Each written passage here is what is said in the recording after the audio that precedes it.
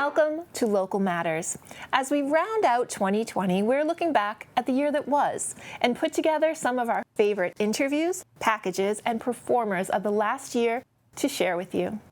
In this first piece, Julie invited Jordan Chabot of Speedwell Tavern in Plymouth to talk about how he and his restaurant were faring under new COVID restrictions. This interview took place at the end of May. Here are Jordan and Julie. Jordan Chabot, it is so nice to have you today. Thank you for joining me. Thank you for having me. Well, awesome. It's great. Now, you have a hugely popular restaurant in downtown Plymouth called Speedwell Tavern.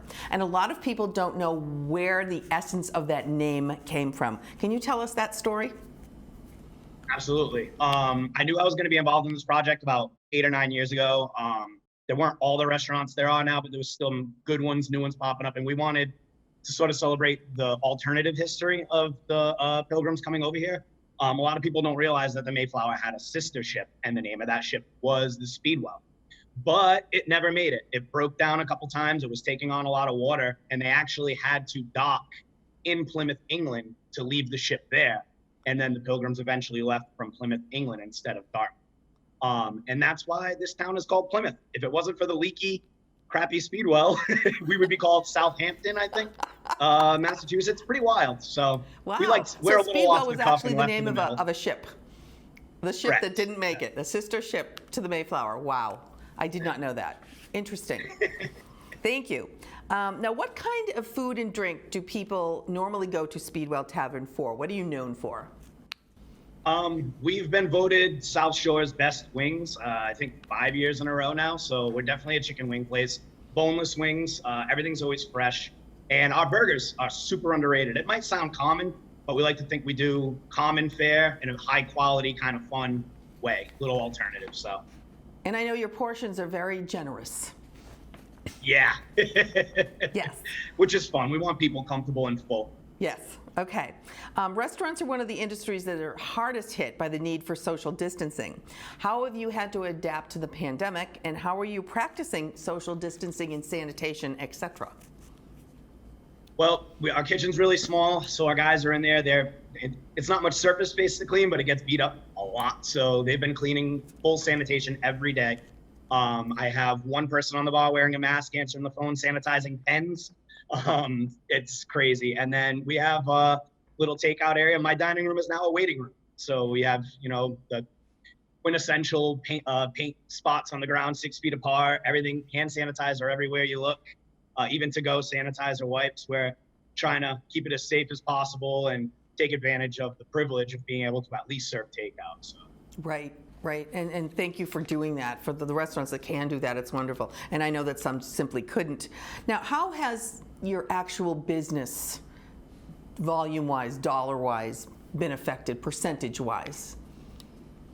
Well, a large part of our profit is based on our sales of beer and alcohol and liquor. And now that we're not doing that, where our profit margin is almost none.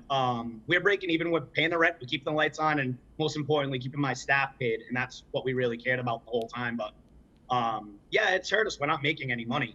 The owners aren't making any money. We're not investing. We're not growing. Right. And we had our best week ever the week before quarantine. So yeah, talk about getting the rug pulled out from underneath. Right. But look at your smiley face. You're actually keeping up with your attitude is just wonderful.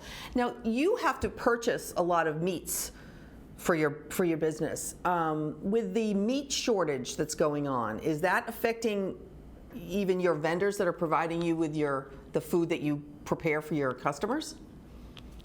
Yeah, a little bit. Prices are definitely going up.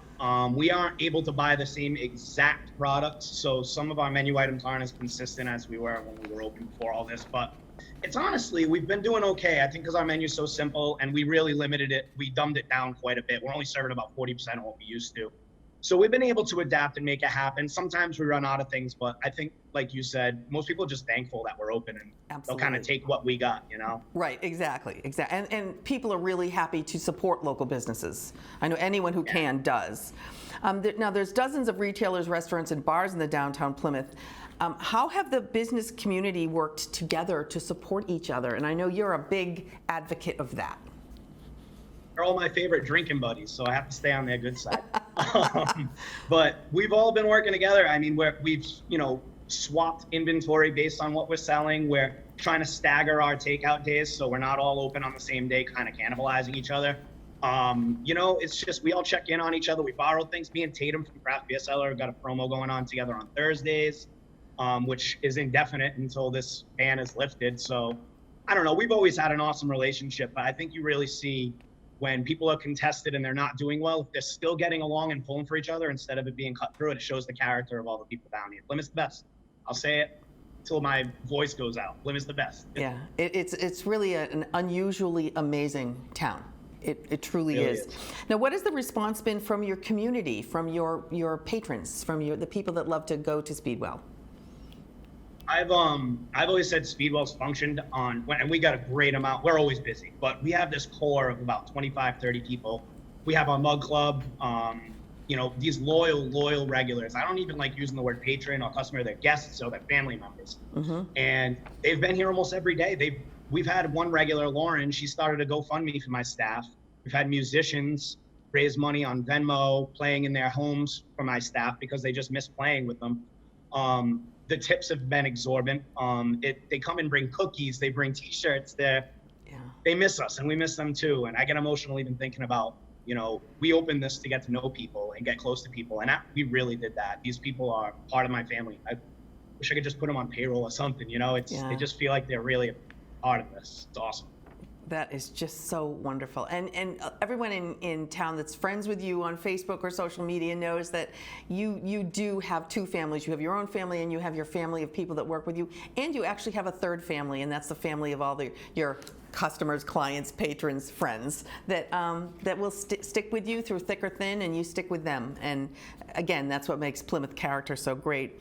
And as things slowly open up, as the governor slowly allows things to begin to open again, what kind of plans are you making to be able to, until there is a vaccine or a cure for COVID-19, knowing the new reality will not be exactly the same as it has been in the past, what plans are you making to try to adjust to that? Well, we've already done a lot of that because we are getting people in the building. We're making sure the kitchen is sanitary and my staff is up to date. We've all taken a training, which is free on servesafe.com for anybody out there that like to be up to speed with COVID food handling. But other than that, we're just kind of waiting on what the parameters are going to be. We've heard some rumors here and there. It's still not going to be profitable or a functional way for this business to operate, but it's something. It's a move in the right direction. And, even if we don't make money, at least it's a good way to start flexing that muscle. So when we are back to fully open, we're doing it as safe, careful, and the way it should be done. Right. So we're going to take advantage of it. We're waiting for Governor Baker to give us the green light and give us sort of a timetable and what the rules are going to be. And we'll move forward with that. But until then, sanitize, wash your hands, sanitize, wash your hands. Yeah, wear your mask, where's your mask? Yeah, right. And eventually there will be a vaccine. Eventually there will be a cure, because that's what happens to these things. And at that point, do you foresee you going back to full gangbusters the way you were before? I have to. I owe it to the people that have supported me through this when we weren't 100%. I got to give them everything they want and what they miss, and it's going to be the same exact way that it was before this. I'm going to make sure that I owe them that, and I am going to work tirelessly to make sure we get to that point. Well, Jordan, you are just a pleasure to talk to. You are a pleasure to interact with. You are always positive. You are always with a smile on your face, and you are always with great thoughts for other people. I want to thank you so much for joining us today, and good luck to you. And we shall get through this together. And I agree with you. Plymouth is pretty cool. Julie, thank you so much, and thank you for all the kind words. You made my day. I'm going to run through a wall now. Okay, thanks, sweetie. Bye-bye. Thank you. We are happy to report that Speedwell is alive and well and posting yummy specials on their Facebook page just about every day. Check them out. Franklin Marval is a Boston artist, art teacher, and graphic designer who responded to the unrest in his native Venezuela and the Boston Marathon bombing of 2013 with a movement of love. Franklin Marval is a local artist, graphic designer, and social activist. A native of São Tomé, Venezuela, his exuberant art is informed and inspired by both his homeland and his community here in Massachusetts. Franklin has started a movement with a message and spoke to the local scene about how the tragedy of the Boston bombing motivated him to use his art to create a message of hope.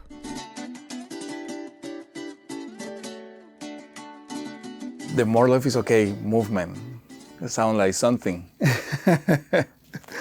So, I mean, like, everything started a few years ago. And after the Boston bombing. And a year after of that tragedy, I went with my whole family. And they closed the finish line so you can walk. And when I was walking through the street, I was like, we were feeling that,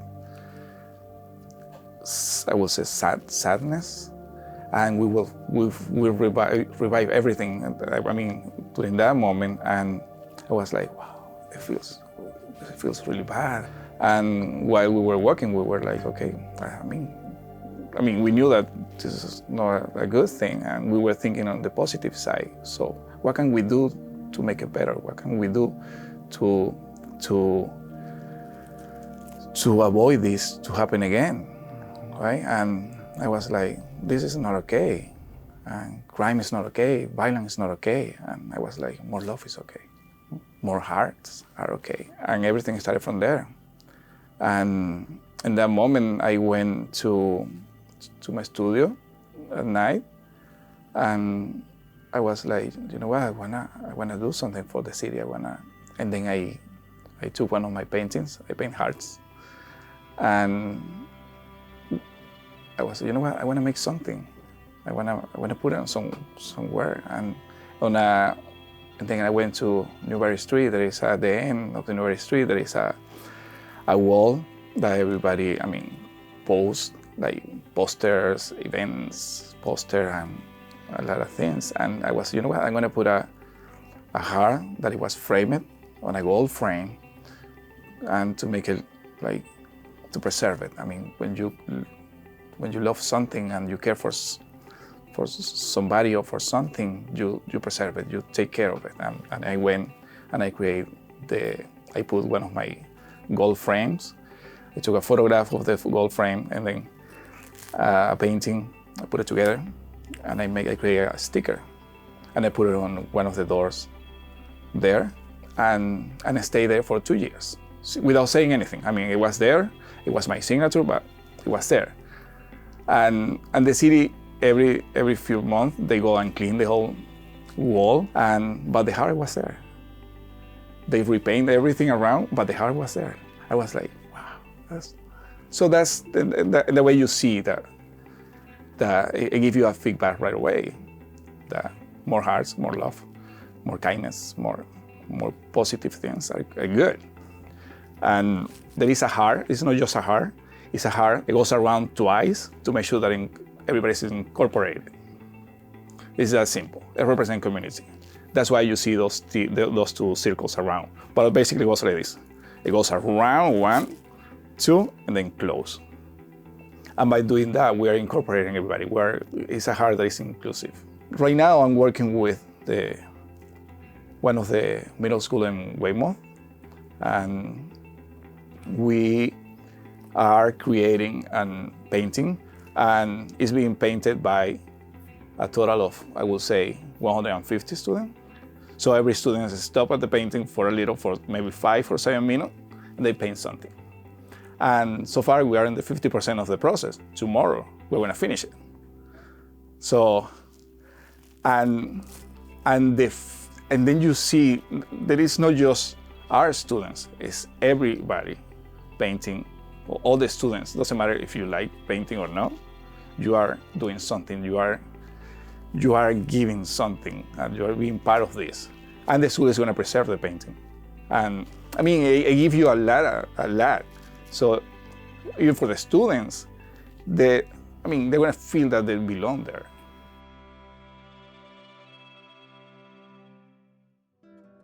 Franklin's commitment to using art to build community and raise social consciousness travels across continents, from collaborative projects in Massachusetts to his native Venezuela, a country which has endured great suffering. What was first is the question. Me being an artist or being socially conscious? I will say that I was an artist and that I was exposed to a lot of situations and cities and people.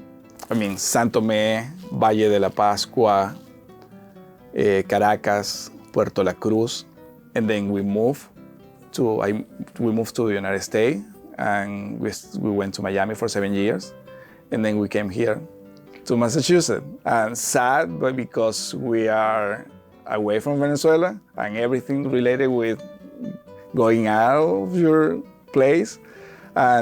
But like I say, I have to look for the positive. And being still connected with Venezuela, and the bad situation in Venezuela is bad because of the government. And I'm an activist.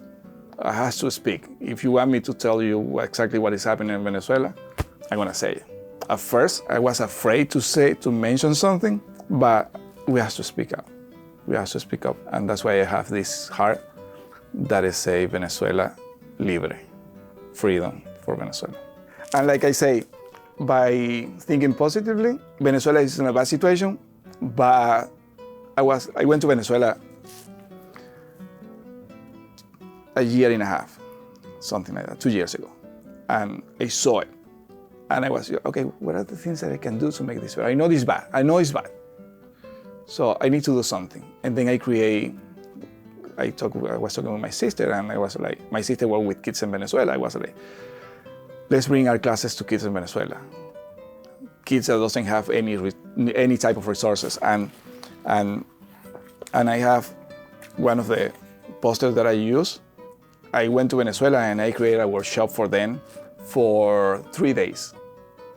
It was amazing. So as soon as we finished the workshop, we were like, okay, how can we make this to continue? And it was hard to get the money to do that. But we did it. We brought classes for 7 months. Our classes for 50 kids. Unbelievable. They were going to bed on Friday night, dreaming about Saturday morning and Saturday afternoon for the classes. They were like amazing. So I'm working on it to bring it this year too. At the root of Franklin's artistic expression is always the heart, his own, the one he puts on canvas, or the heartfelt spirit animating his subject. When I see an instrument that is a heart, I see a heart in there.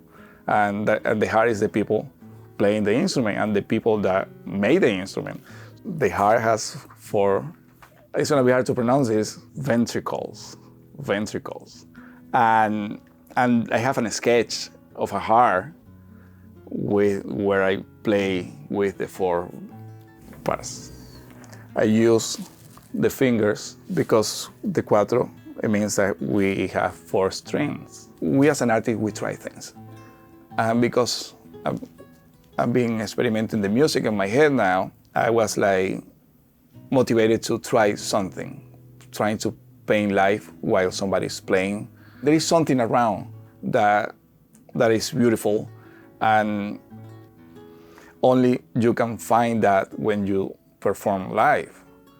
And I like it. If there is anybody out there that wants to paint live, just reach out.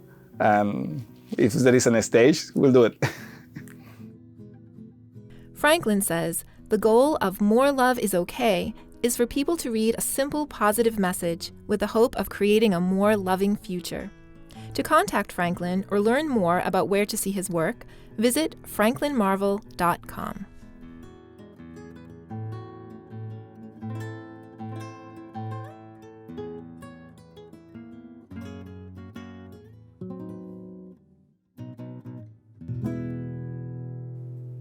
To see more of his work, visit franklinmarval.com.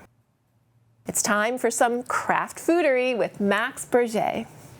What's going on, guys? Today we're going to be making homemade chicken tenders, which is a better option than going to some fast food restaurant. On top of that, we're going to be making a sriracha dip, so stick around and let's get started. Step 1. Cut and season the chicken.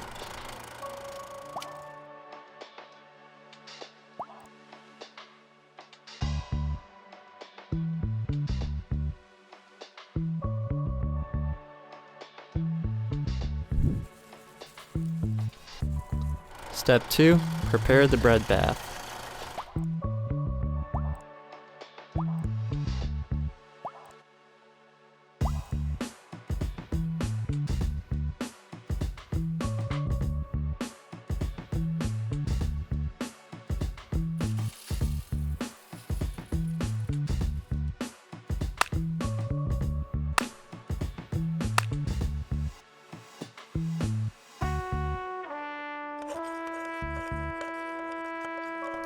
Now, I'd like to stop the video right here and direct your attention to my amazing pepper grinding skills. Aren't they the best you've ever seen?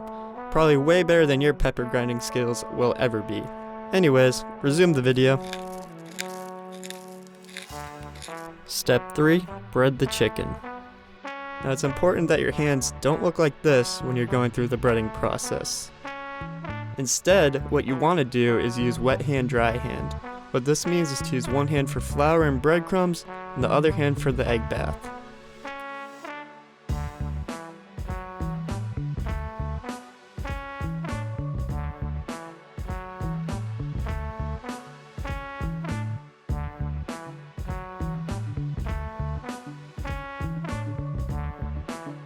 Step 4. Cook the chicken.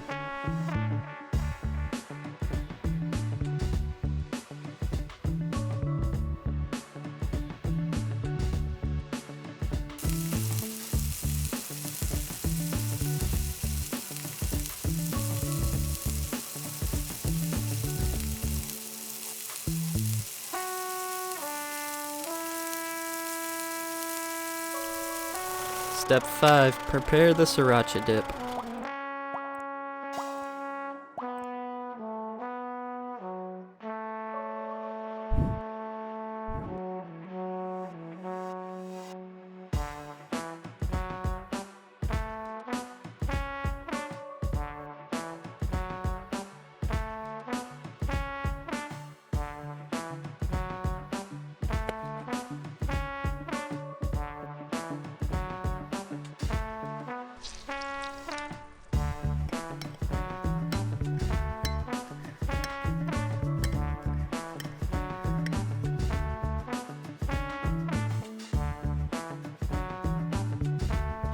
Step 6 is to eat. What else would you do?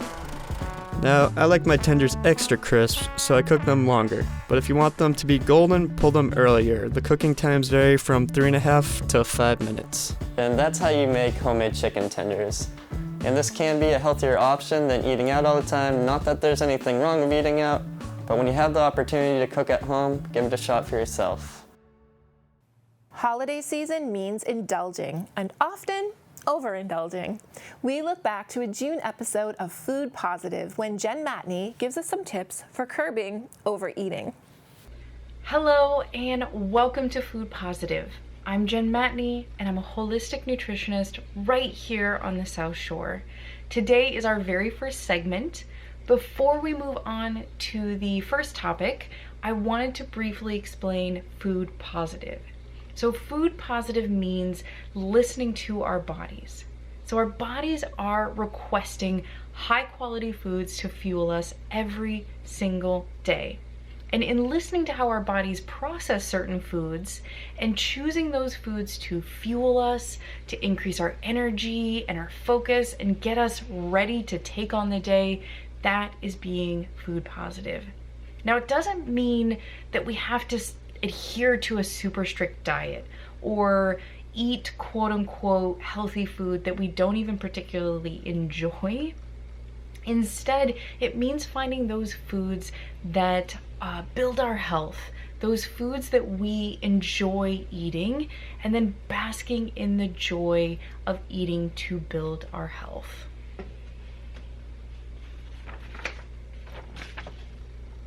So here on Food Positive, we'll be exploring all different nutrition topics, including, the importance of hydration, what are superfoods, how to read nutrition labels, and what to know about artificial sweeteners. Now, as we're all feeling incredibly stressed and overwhelmed these days, I thought it would be the perfect time for today's topic, which is how to curb overeating.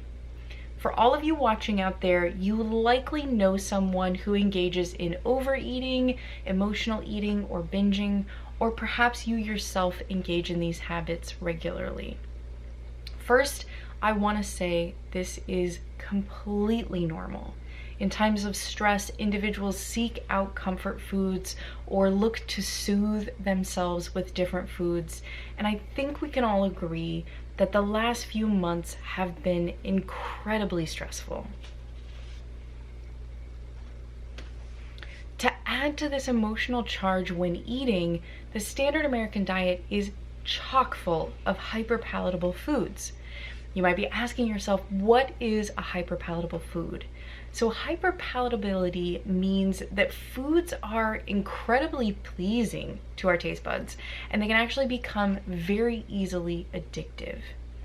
While we individuals personally have to focus, and we have the responsibility for our food choices, addictive foods in our diet can make overeating that much more of a challenging journey. So emotional eaters are going to be those individuals that eat more food when they feel stressed, when they feel frustrated, when they're in need of comfort or self-soothing. They might eat more food when they celebrate, or they might even eat food when they're not actually hungry, or when they feel full and they no longer need to eat. For those of you who are currently frustrated with your overeating, you're ready for a change, here are 4 easy steps to curb overeating. If you make the commitment to incorporate these 4 steps into your daily life, you will succeed in curbing overeating. Step 1 is create a meal plan. Planned eating creates that structure that we need in our lives. Without structure, we're kind of at the mercy of food cravings. And these cravings will wreak havoc on our mind. They'll pop up incessantly, relentlessly, until we cave in. So choosing a meal plan is important. And you need to choose a meal plan that allows you to identify those specific foods that you choose to incorporate in your diet and those you choose to not consume in your diet. Do your own research or work with a certified health professional, a holistic nutritionist, a doctor. Try out different options so that you know what works for you when it comes to a meal plan. Step 2, focus on portion sizes. Proper portion sizes will really help to rewire our brain or rewire our habit of overeating. It'll help us curb that craving or that desire to overeat. However, I want to say don't get caught in the minutia or the mental anguish of portioning out every single snack, every single meal. Instead, find those meals, find those snacks that fit neatly into the portion sizes you need in your meal plan and just add them to your daily routine. Step 3 involves choosing satisfying foods. So scientific research shows that satiety plays a significant role in curbing overeating. Much of today's processed food is not satiating, if you can believe it. And it really allows us to overeat. So focus on building your personalized meal plan with your favorite quality proteins, your favorite healthy fats, as these foods are going to offer that full stomach experience. They're going to make you feel full after you eat a meal. Add your favorite veggies and your favorite complex carbohydrates, and you'll have yourself a winning combination. Step number 4 is mentally prepare for cues in your life. So remember that overeaters will often experience the pull of overeating even after they've moved forward in their health journey. And this is a difficulty for people. So find those physical, mental, or emotional cues that lead you to overeat. That can be a list of foods that make you overeat. It can be a list of situation, times of day where you instinctively overeat, or emotions like feeling frustrated, feeling joyous. Those cues that you cannot control that lead you to overeating. And once you've made that list, it's easy to spot those cues in your life, and then you can focus on diminishing, omitting, or resolving those cues in your life that lead you to overeating. So the health journey of overeating or emotional eating will always be full of ups and downs. So keep your chin up, keep moving forward, maybe find a community where you can find solace and find support in your journey of curbing overeating. I also want to ask if you guys have any feedback on different topics you want to learn about, or different recipes you'd like to learn about, different methods of using holistic nutrition or food as medicine to build health. Please let us know here at PAC TV and the local scene. We would love to incorporate those topics into Food Positive. Thank you so much, guys. For over 50 years, New England Village has provided opportunities to individuals with disabilities and their families. Next, we look back to an August interview with New England Village President and CEO Mike Rodrigues. So pleased to have Mike Rodrigues, who is the CEO and President of the New England Village in Pembroke. Welcome, Mike. Oh, thank you. It's my pleasure to be here. I appreciate it. Can you tell us a little bit about New England Village, what you do, what the mission is, and also how you got to be in the position that you're in? Yeah, absolutely. New England Village, we were established in 1972 by a group of families who were looking for some more progressive alternatives for their loved ones. So we're nearly 50 years old. Our mission is to empower individuals with developmental and or intellectual disabilities to realize their potential and to pursue their dreams through the innovative services and community living that we provide. We currently serve 173 individuals with developmental disabilities. 80 of those individuals live in our 17 group residences. And the other 93 we support out in the community at 4 different locations. We provide employment services, day habilitation, and health and wellness services. It's a great organization. Staff is fantastic. Board is very involved and very supportive. I've actually been in this field for a long time. My professional career spans almost 40 years now. First 10 years of my career were in the private sector, and the last 30 have been in the nonprofit side, and with the last 25 of those serving people with developmental disabilities. Wow, that's terrific. Now, of the people that you serve, what is the age range? They range really from their 20s to people who are in the later stages of their life. And we actually serve people through the end of their lives. So we serve folks through all the transitions that they may be experiencing in their lives. And the people, the 80 or so that you have that actually live there, do they live there 24/7? Is that their permanent residence? It's their permanent residence. It's their home. Most folks have something going on in the day. They may either work or they may attend a day program. Many of them attend the day programs that New England Village provides or provided up until March 13th when COVID kind of hit us. Right. Yeah. So how has your organization had to adapt since March 13th and COVID hit us? Well, it's been a significant change for us. And in effect, our mission has changed, and our mission evolved to keeping the people who we serve in our residences, most of whom are medically fragile in some way, keeping them as safe from the virus as humanly possible. It's really interesting because the 17 homes are all housed on an 80-acre campus where I'm at right now here in Pembroke. So we've essentially created a bubble around our community.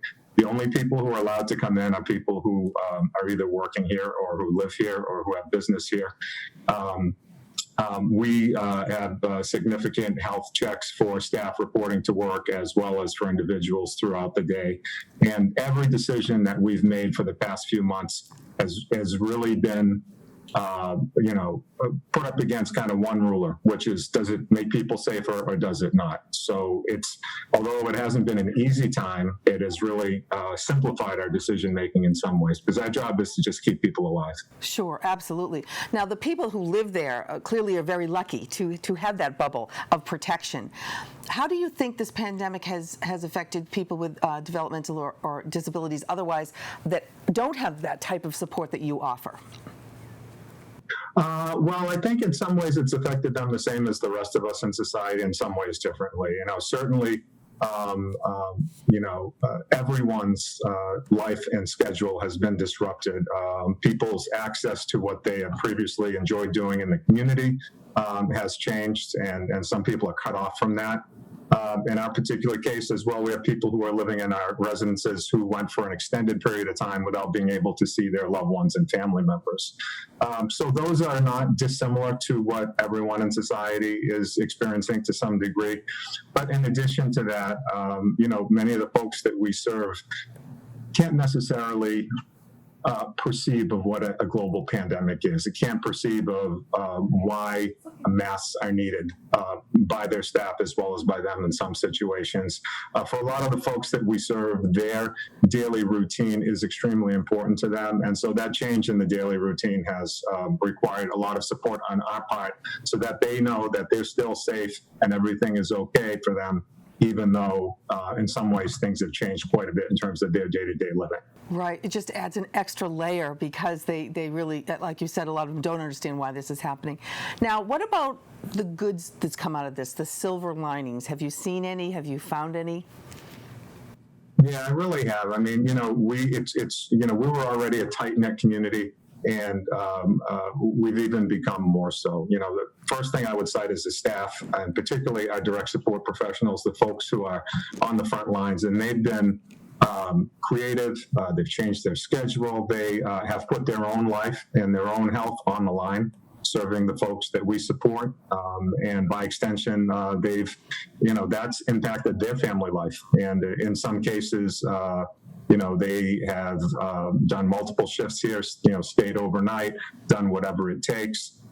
We have our staff who typically support folks in the day programs out in the community. They've been redeployed throughout the organization, so we've had no layoffs, no furloughs, and that staff has been really creative in terms of providing folks with a reasonable facsimile of the daily activities that they had enjoyed previously before COVID hit us. So a lot of creativity, a lot of togetherness. In terms of communication, that's really important. That keeps us going. So we do regular audio town halls where I speak with all the staff and we talk about things that are important to all of us. We've made sure that our staff have been well recognized, well compensated. Early on, I had the pleasure of delivering meals to staff who were working each of the 3 different shifts 24/7. And it's just really brought us together as a community. I would say that is the biggest positive by far. That is just terrific. And the reputation of New England Village is just so stellar throughout the community, and it's so wonderful to hear that you were able to keep all the staff and that you've adjusted so well. My final question is the phased openings that are going on. Are you kind of treating the residents that you serve kind of like we're treating the elderly population, that they would be the last residents that would come back out into the world as we know it? Yeah, I mean, I think we, in some ways, are purposely lagging behind the reopening that the greater society is experiencing, and that's because the folks that we serve are generally fragile, as are the general elderly population, as you just mentioned. So we're going slowly. We're currently planning and building out models for the reopening of our day programs, but we will not reopen those until we can ensure everyone's safety. The folks that we serve, who they may live with at home, and the staff as well. So we're treading lightly, and in some ways, day to day, what we're doing today is not that much different from what we were doing in April. Right. You know, if you accept the premise that our mission has evolved to keeping people alive and making sure that that virus does not get into their home, that hasn't changed for us, and I don't see that changing, frankly, until there's a vaccine available. Right. Now, people that aren't associated with New England Village or don't take advantage of the programs and things you offer, is there a waiting list? Is there a way for people to get involved with the New England Village, or are you kind of full? Well, there is a waiting list for residential, so you can certainly contact us directly. And we're on the web at newenglandvillage.org, and just make a connection to our residential leadership team, and we can get you on that waiting list. So there currently is. There's a waiting list for our day services as well, which I guess both of those are votes of confidence in the job that we're doing. But you know, in terms of growth, I kind of define growth as, you know, serving that next individual, that next family who could benefit from what New England Village has to offer without diluting what we're already doing for the folks who already depend upon us. So we will certainly do everything we can to find that next person who needs us and to figure out a way to help them. Yeah, and that's what my last question was going to be. Are there any other resources that can assist people with disabilities and their families if they can't do this through you?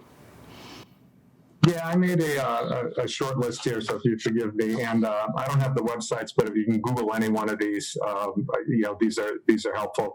The Disability Law Center of Massachusetts is a great resource. Disability Community Advocacy, which is part of the state, the Executive Office of Health and Human Services. The ARC of Massachusetts is a fantastic organization that has a lot to offer individuals and families. And there is a Special Needs Advocacy Network as well. So if you Google any of those, anybody can Google those, and those are great resources. Or contact us, and we will direct you to resources that can help you or your family member. Excellent. Mike, what wonderful work you're doing, and it's inspiring to hear you tell the story, and it's really interesting. And people should visit your website and just see the range of programs that you do offer. It's pretty amazing. Thank you so much for being with us, and I'm sure we'll talk again. It's my pleasure. Thank you so much. Many of us do or will benefit from the Social Security program. But do you know how it started? You will after you watch this episode of In the Know.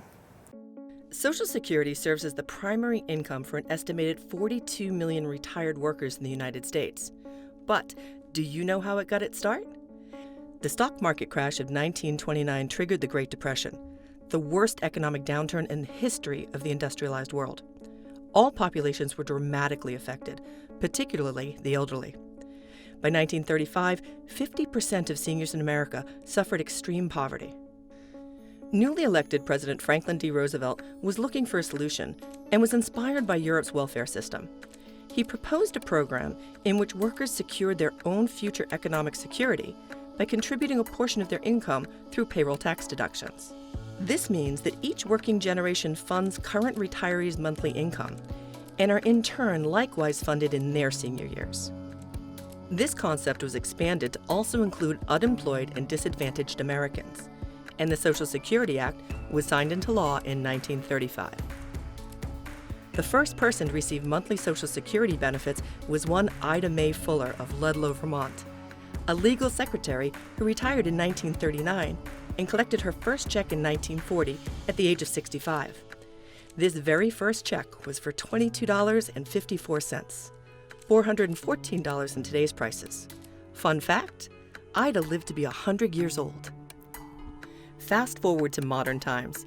If you were born after 1929, you need to work at least 10 years to become eligible for Social Security. A person making $40,000 a year will pay 6.2% of their wages, or $2,500 yearly in Social Security taxes. That number is matched by your employer. The size of your Social Security check upon retirement will be based on your income from your working years, the year you were born, and your age when you start to take benefits. Most people start at the age of 62. For more information on how much you'll receive, and for other important information, visit the Social Security Administration's website at ssa.gov. Social Security. Now, you're in the know.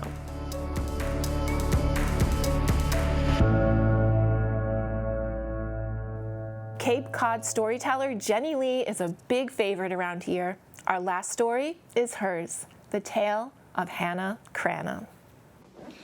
My name is Jenny Lee, and today I'm going to tell you the story of Hannah Crana, the Witch of Monroe. Everyone in Monroe knew that Hannah Crana was a witch.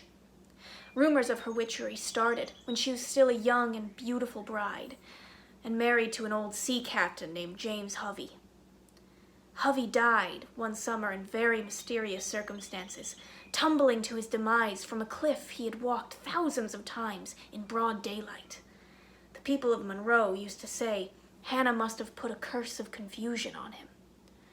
And from there, the rumors only grew, especially as Hannah herself grew from a beautiful young woman into a wrinkled old hag, the perfect picture of the witch they all knew her to be, with hair long, gray, and scraggly, with skin that hung from her face like curtains, with eyes pitch black. And the stories. Ooh. I heard tell of one woman from Monroe who it said was famous up and down the coast of New England for her delicious pies. One summer day, Hannah Crana came up to this woman's window and asked her for a slice of her best pie. But the woman gave Hannah only the measliest little slice, and when Hannah asked for more, the woman flatly refused. Hannah turned away, muttering under her breath, and from that day forward, the woman couldn't get a decent pie out of the oven to save her life. Her crusts would come out black and cracked no matter how lovingly she attended them, and her fillings always turned to a sour sludge no matter how much sugar she added. Another story goes that one day Hannah found a young boy fishing in her creek without her permission, and again she muttered under her breath, and from that day forward, that boy could catch no fish, no matter what bait he used. But the worst was what she did to the sailors. Oh, Hannah hated sailors. It's said possibly because her own husband, whom she wasn't terribly fond of, was a sailor. Any time a ship would wreck on the shoals near New Haven, the people of Monroe knew Hannah Crana must have gone down to the shore that night and muttered her curses and dragged the ships into the shallows where they wrecked upon the rocks. And afterwards, she would scurry about the wrecks, digging up all the gold and treasures she could from the hulls and bringing them back to her little cottage in the woods. It was soon said that the walls of Hannah Crana's house were lined with gold. Now, making such a nuisance of herself as this wasn't long before the people of Monroe began to sit and wonder when that cranky old witch would finally lay down and die. And it was one cold winter when she finally obliged them. Hannah had a familiar, a huge black rooster named Old Boreas.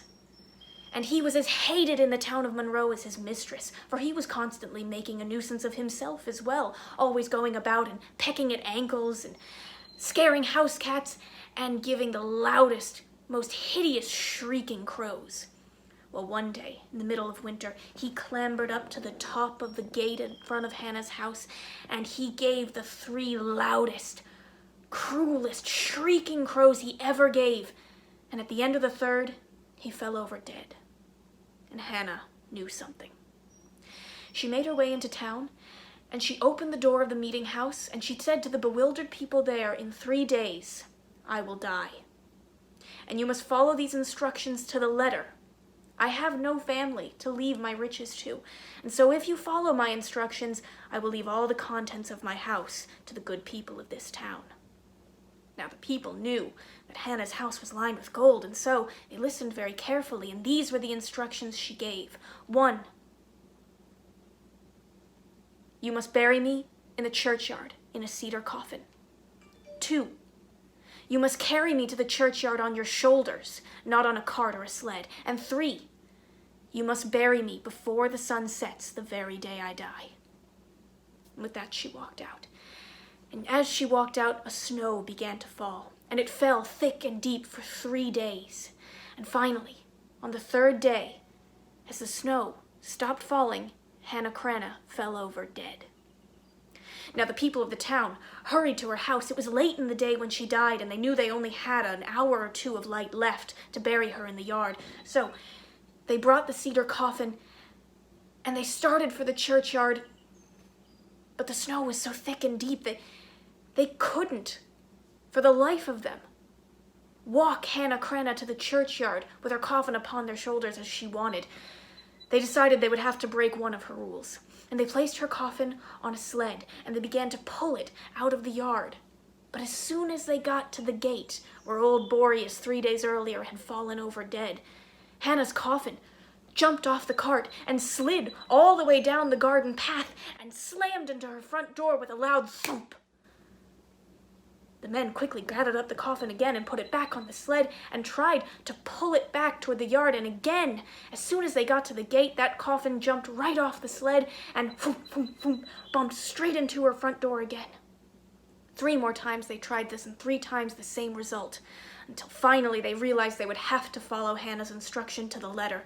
And they hefted her coffin upon their shoulders, and they trudged all the way to the churchyard. But the time was already wasted. And when they finally laid the coffin to rest and said a quick prayer, the sun had long since set. Nothing terrible was happening so far, so they thought perhaps Hannah would be merciful and allow them the riches of her house, even though they hadn't buried her before the sunset. And they hurried back to her house as quickly as they could.